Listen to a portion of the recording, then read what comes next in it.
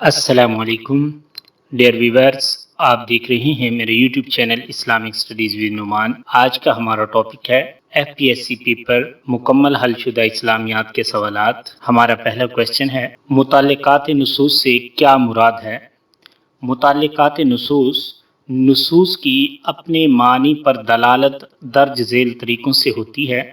Number 1 عبارت النص، number 2 دلالت النص، number 3 اقتضاء النص، number 4 اشارت النص، اور یہ چیزیں متعلقات نصوص کہلاتی ہیں۔ نصوص کا معنی کیا ہوتا ہے؟ نص کا معنی ہوتا ہے قرآن و حدیث کی جو عبارت ہوتی ہے، متن ہوتا ہے، اس کو نص کہا جاتا ہے، اور نص کی جمع نصوص آتی ہے۔ اصول فقہ سے کیا مراد ہے؟ اصول فقہ سے مراد وہ اصول و قواعد اور ضوابط ہیں جن سے کام لے کر ایک فقیہ قرآن مجید اور سنت رسول اور شریعت کے دوسرے مآخذ سے فقہی احکام معلوم کرتا ہے اور روز مرہ پیش آنے والے عملی مسائل کے لیے تفصیلی ہدایات مرتب کرتا ہے۔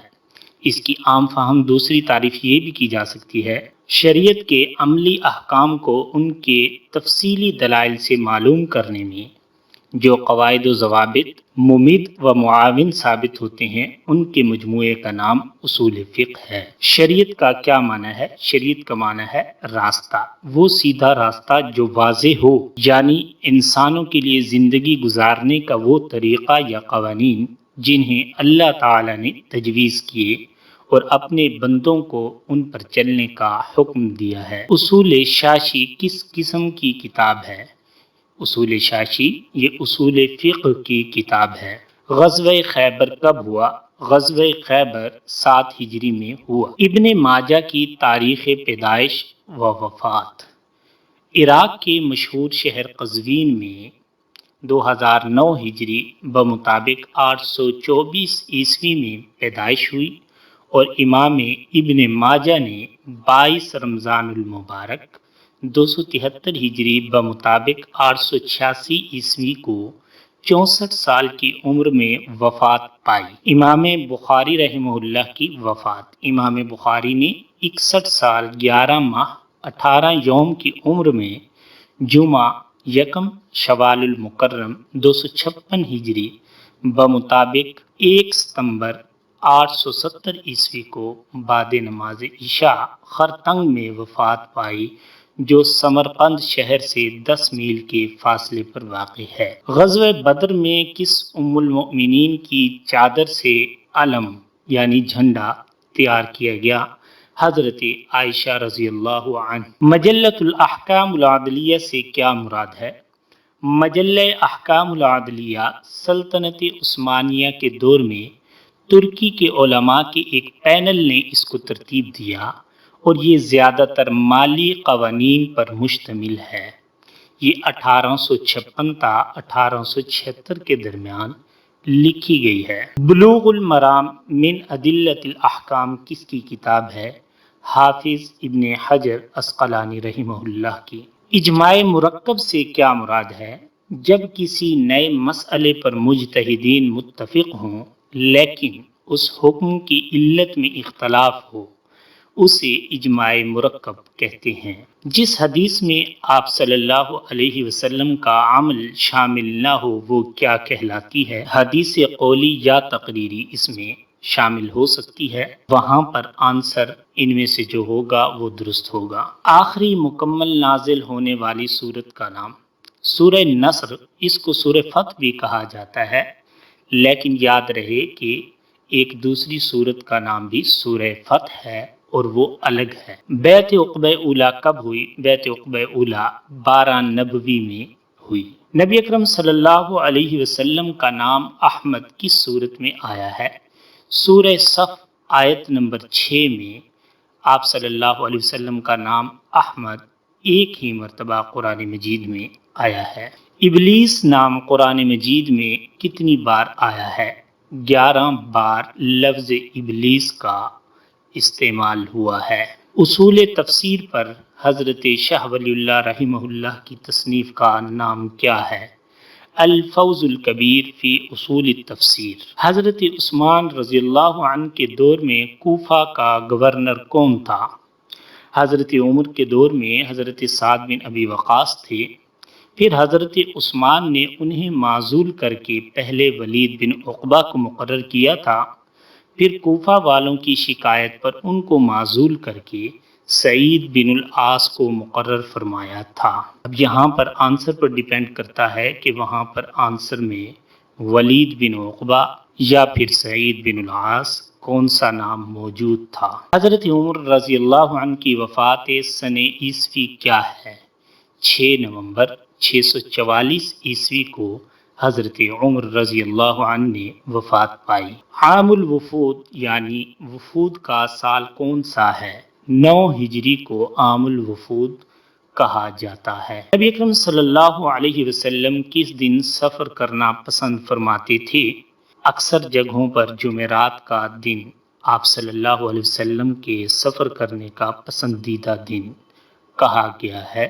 بعض جگہوں پر سوموار کا ذکر بھی ملتا ہے، لیکن راجح قول جمعرات کا ہی ہے۔ وہ غزوات جن میں باقاعدہ جنگ ہوئی ان کی تعداد کتنی ہے؟ جن میں باقاعدہ جنگ ہوئی وہ 9 غزوات ہیں جن کے نام ذیل میں لکھے ہوئے ہیں۔ کل مخارج کی تعداد کتنی ہے؟ کل مخارج کی تعداد میں قراء حضرات میں اختلاف پایا جاتا ہے، لیکن زیادہ قراء کے نزدیک راجح قول یہی ہے 17 مخارج کی تعداد تسلیم کی جاتی ہے۔ تاریخ قرآن ہسٹری آف قرآن کس مستشرق کی کتاب ہے؟ تھیوڈر نالڈیکے کی ایک مشہور مستشرق گزرے ہیں، ان کی یہ کتاب ہے۔ حدیث کا پہلا مجموعہ کون سا ہے؟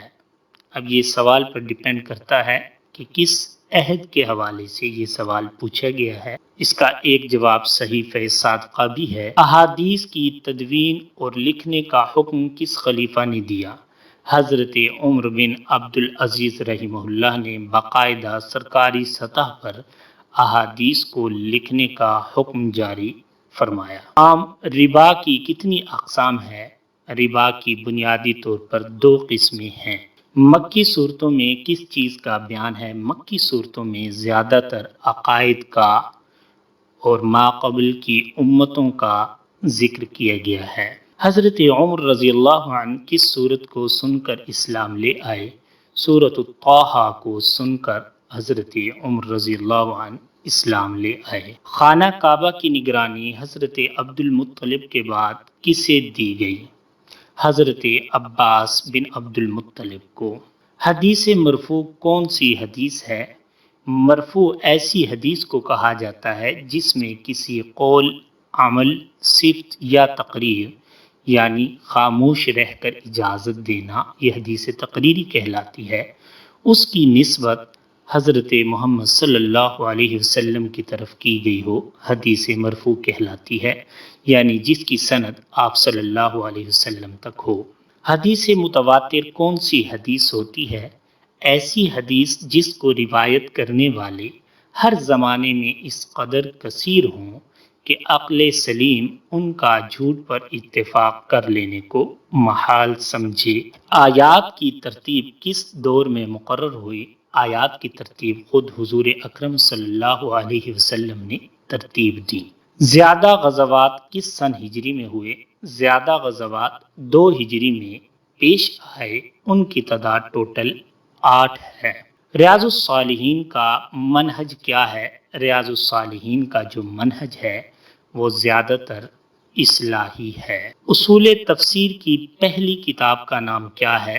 یہاں پر اس سوال میں ایک پیچیدگی نظر آتی ہے کہ اگر بر صغیر میں پوچھا جائے تو بر صغیر میں ویسے تو سب سے پہلے اصول تفسیر پر دستور المفسرین عماد الدین عارف نے لکھی، اور ان کے بعد حضرت شاہ ولی اللہ نے الفوز الکبیر لکھی جو کہ زیادہ مشہور و معروف ہے، لیکن اگر مطلقاً اصول تفسیر کی پہلی کتاب کا ذکر کیا جائے تو پھر اس کے واضح جواب کا مجھے علم نہیں ہے۔ اگر آپ کو علم ہے تو کمنٹ میں ضرور بتائیے گا۔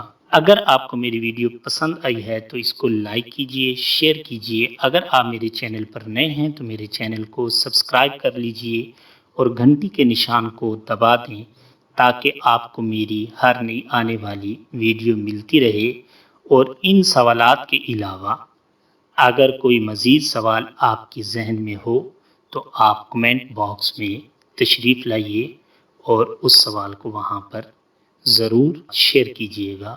اللہ حافظ۔